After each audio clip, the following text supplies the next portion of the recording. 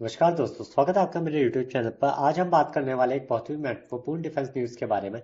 जी हाँ, रूस की तरफ से भारत को Su-57 फाइटर जेट खरीदने के लिए मजबूत पुश दिया जा रहा है। यह खबर हाल ही की है, सितंबर 2025 की, जहां रूस भारत में Su-57 के उत्पादन के लिए निवेश की स्टडी कर रहा है। हम इस स्क्रिप्ट की पूरी डिटेल्स कवर करेंगे। न्यूज़ का बैकग्राउंड, Su-57 की फीचर्स, स्पेसिफिकेशंस और भारत के लिए इसका क्या मतलब है। यह एक लंबा स्क्रिप्ट है, तो आराम से बैठिए और पूरी जानकारी लीजिए दोस्तों। तो अगर आपको वीडियो आगे पसंद आएगा तो आप कृपया से लाइक शेयर और सब्सक्राइब जरूर कर दीजिएगा और एक कमेंट जरूर छोड़ दीजिए। तो चलिए अब इस वीडियो को शुरू करते हैं बिना किसी देरी के साथ। दोस्तों, भारत और रूस के बीच डिफेंस रिलेशंस बहुत ही पुराने और मजबूत। रूस भारत का सबसे बड़ा डिफेंस पार्टनर रहा है, चाहे वो S-400 सिस्टम हो या फिर Su-30 MKI फाइटर जेट्स। लेकिन अब बात यहाँ फिफ्थ जनरेशन फाइटर जेट की हो रही है दोस्तों।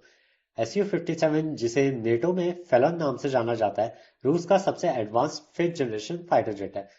हाल ही की न्यूज के मुताबिक रूस भारत को यह जेट बेचने के लिए बहुत ही उत्सुक है और यहाँ भारत इसके प्रोडक्शन के लिए भी मांग कर रहा है। आइए पहले न्यूज की डिटेल्स को समझते हैं। 1 सितंबर 2025 को इकोनॉमिक टाइम्स ऑफ इंडिया जैसे और इंडिया टुडे जैसे रिपोर्ट्स के बताया गया कि रूसी एजेंसियां भारत में Su-57 मैन्युफैक्चरिंग के लिए निवेश का आकलन कर रही है। हिंदुस्तान एरोनॉटिक्स लिमिटेड (HAL) और अन्य लोकल प्लांट्स को इसमें शामिल किया जा सकता है और रूस की तरफ से टॉप लेवल पर भारत को अपील की जा रही है कि Su-57 की खरीद वो करे। भारत पहले रूस के साथ fifth generation fighter aircraft FGF programme में पार्टनर था दोस्तों, लेकिन 2018 में भारत ने इससे बाहर होने का फैसला किया क्योंकि इसमें भारत को ज्यादा कॉस्ट पड़ रही थी और साथ ही साथ टेक्नोलॉजी ट्रांसफर भी बहुत कम था। अब रूस फिर से इस प्रोजेक्ट को रिवाइव करने की कोशिश कर रहा है, वो भी फुल टेक्नोलॉजी ट्रांसफर के साथ। रिपोर्ट्स कहती है कि रूस भारत को Su-57E एक्सपोर्ट वर्जन ऑफर कर रहा है और अगर डील होती है तो भारत को मेक इन इंडिया के तहत प्रोडक्शन करेगा। लेकिन भारत की तरफ से कुछ शर्तें भी हैं। जैसे रिपोर्ट में कहा गया है कि भारत चाहता है कि Su-57 में रूसी बाइल्का रेडार की जगह भारत का उत्तम AESA रेडार लगाया जाए, जो GAN बेस्ड रेडार है। यह रेडार भारत के एंका प्रोजेक्ट में भी यूज किया जाएगा। रूस के लिए यह एक चुनौती है क्योंकि वो अपनी टेक्नोलॉजी शेयर करने में हिचकिचाता है, लेकिन भारत की डिमांड मजबूत है। दूसरी तरफ कुछ रिपोर्ट्स जैसे यूनाइटेड 24 मीडिया की 14 अगस्त 2025 की न्यूज कहती है कि भारत ने Su-57 को छोड़कर फ्रेंच रफाल जेट्स पर फोकस किया है। लेकिन लेटेस्ट अपडेट्स से यह लगता है कि बातचीत अभी भी चल रही है और मोदी पुतिन की हाल ही में जो मीटिंग्स हुई है और SCO समिट में जैसे दृश्य आए हैं, दोनों के रिलेशन जितने मजबूत हैं, रूस अब भारत को यह जेट बेचकर अपनी डिफेंस इंडस्ट्री को और बूस्ट देना चाहेगा और साथ ही साथ भारत अपनी एयरफोर्स को और स्ट्रॉन्ग करना चाहेगा क्योंकि यूक्रेन वॉर के बाद रूस की एक्सपोर्ट्स जो है वो बहुत ही ज़्यादा प्रभावित हो गई है, खासकर डिफेंस सेक्टर की। और भारत के लिए भी यह एक अच्छा ऑप्शन होगा क्योंकि अमेरिका के साथ हमारे रिश्ते जो है वो थोड़े से सार हुए हैं, क्योंकि हमारा एमका और ऊपर से अभी भी डेवलपमेंट फेज में चल रहा है, जो कि 2032 से पहले तो एयरफोर्स में शामिल नहीं होने वाला। अब आते हैं मुख्य टॉपिक पर। दो वो है कि Su-57 की फीचर्स और स्पेसिफिकेशंस क्या हैं। तो दोस्तों, Su-57 fifth generation stealth fighter jet है, 2010 में डेवलप हो रहा है और इसका जो पहला प्रोडक्शन वर्जन है दोस्तों, वो 2020 में इंडियन आर्मी को डिलीवर हुआ था। लेकिन अब 2025 में रूस के पास दर्जनों Su-57 है जो कि जेट मल्टी रोल है, मतलब एरियल कॉम्बैट के साथ साथ वो ग्राउंड अटैक और मैरीटाइम स्ट्राइक भी कर सकते हैं। सबसे पहले हम बात करेंगे इसके स्टेल्थ की। Su-57 में एडवांस कंपोजिट मटेरियल्स यूज होते हैं जो रेडार क्रॉस सेक्शन RCS को बहुत ही कम कर देते हैं। इसका मतलब ये है कि दुश्मन का रेडार बेसिकली आपको पकड़ने में बहुत ही मुश्किल हो जाती है।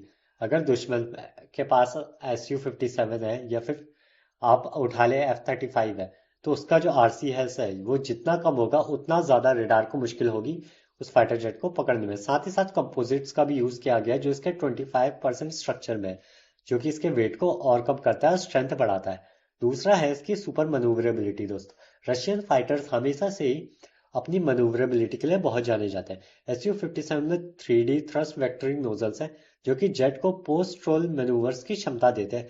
मतलब यह बहुत तेजी से टर्न्स ले सकता है, यहाँ तक कि स्टॉल स्पीड पे भी कंट्रोल रहता है। इसका क्लाइम रेट जो है 330 टू 361 मीटर पर सेकंड का है, जो कि बहुत हाई है। तीसरा है सुपर क्रूज। ये जेट बिना आफ्टर बर्नर के मैक 1.6 की स्पीड से उड़ सकता है, जो कि फ्यूल बचाता है और रेंज भी बढ़ाता है। मैक्सिमम स्पीड इसकी 2 मैक से ऊपर है, यानी 2440 किलोमीटर पर आवर।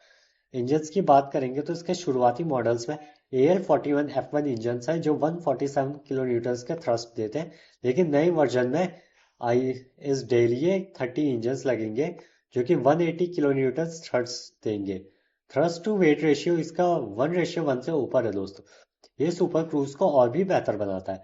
अब एविएशन की बात करें तो SU-57 में SH-121 रेडार सिस्टम है। इसमें 5 एंटीना है। नोज में एक्सपेंड एसा रेडार NO-36011 है। दोनों साइड लुकिंग एसा रडार है जो कि विंग्स में एल बैंड रडार्स है। यह 400 किलोमीटर दूर तक टारगेट्स को डिटेक्ट कर सकता है और 30 टारगेट्स को एक साथ ट्रैक कर सकता है। साथ ही infrared search and track IRST system है जो कि स्टेल्थ एयरक्राफ्ट को भी डिटेक्ट कर सकता है। वेपन्स की बात करें तो SU-57 में इंटरनल वेपन बे है जो कि स्टेल्थ मेंटेन करता है, और साथ ही साथ R-77 R-37M जैसे एयर टू एयर मिसाइल है। KH-31 KH-35 जैसे एयर टू ग्राउंड मिसाइल्स है। बॉम्ब कैरी कर सकता है। टोटल 14 हार्ड पॉइंट्स है इसमें, जिसमें 6 इंटरनल है। हाइपरसोनिक मिसाइल जैसे किंजल को भी ये कैरी कर सकता है। डायमेंशंस की बात करें तो दोस्तों इसकी लेंथ 20.1 मीटर है, विंग स्पैन इसका 14.1 मीटर है, और हाइट इसकी 4.6 मीटर है। एम्प्टी वेट इसका 18,000 किलोग्राम है। मैक्स टेक ऑफ वेट इसका 35,000 किलोग्राम है। इसकी रेंज सबसोनिक स्पीड पे 3,500 किलोमीटर है, और इसकी सुपरसोनिक स्पीड पर 1,500 किलोमीटर। सर्विस सीलिंग इसकी 20,000 मीटर है। अन्य फीचर्स की बात करें तो SU-57 में एक्सप्लोजन प्रूफ सिस्टम है जो कि कॉम्बैट में सर्वाइवेबिलिटी बढ़ाता है। Interest case fire suppression system भी है, और साथ ही साथ डिजिटल आर्किटेक्चर में AI इंटीग्रेशन है जो कि पायलट को डिसीजन मेकिंग में हेल्प करता है। और नेटवर्क सेंट्रिक वॉरफेयर के लिए सिस्टम को भी डिजाइन किया गया है, मतलब ड्रोन और अन्य एयरक्राफ्ट के साथ कोऑर्डिनेट कर सकता है। तो दोस्तों, अगर आप कंपेयर करेंगे SU-57 को अमेरिका के F-35 से, तो इससे ज़्यादा स्पीड और मैन्यूवरेबिलिटी में बेहतर है, लेकिन स्टेल्थ के मामले में F-35 आगे है। चीन के J-20 से तुलना करेंगे तो S-57 की रेडार और वेपन्स बेहतर है। लेकिन भारत के लिए अगर हम SU-57 लेते हैं तो एंका के प्रोजेक्ट में कोई डिले आएगा या फिर क्या होगा, ये देखने वाली बात होगी। हम ऐसा कर सकते हैं, हम 2 स्क्वाड्रंस SU-57 या फिर 60 के मात्रा में SU-57 खरीद सकते हैं जो कि एमकाक्वेर प्रोजेक्ट पर बिल्कुल असर ना डाले। तो दोस्तों, यह थी लेटेस्ट डिफेंस न्यूज़ SU-57 के बारे में। अगर डील होती है तो मैं आपको अपडेट करता रहूंगा। हम भारत की एयरफोर्स कैसे और मजबूत हो सकती है, इसके बारे में भी हम आगे वीडियो बनाएंगे। तो दोस्तों, कमेंट में ज़रूर बताइएगा और चैनल को लाइक शेयर और सब्सक्राइब ज़रूर कीजिएगा। सबके लिए मिलता है अगले वीडियो में। जय हिंद, जय भारत।